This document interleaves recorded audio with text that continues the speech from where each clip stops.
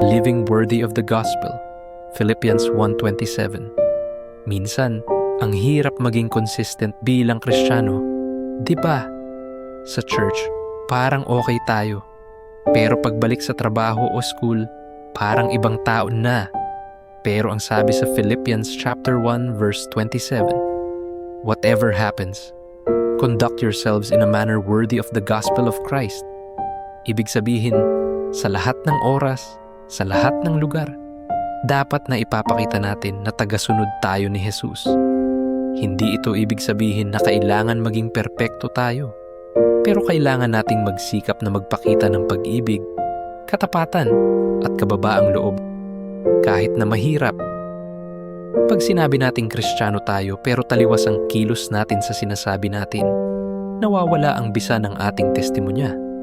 Kapag namumuhay tayo na karapat-dapat sa gospel, nabibigyan natin ng respeto at halaga ang ginawa ni Jesus para sa atin. Pinapakita natin na totoo ang ating pananampalataya. Kaya tanong, tugma ba ang kilos mo sa paniniwala mo?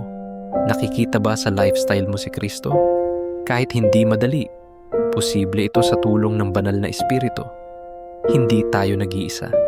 At habang lumalakad tayo kasama si Jesus, mas lalo tayong naaayon sa kanyang disenyo.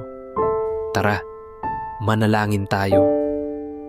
Panginoon, salamat sa paalala mo na dapat naming isabuhay ang aming pananampalataya. Patawarin mo po kami kung minsan hindi tugma ang aming salita at gawa.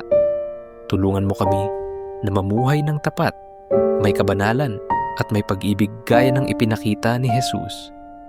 Gamitin mo kami bilang liwanag sa mundo. Amen.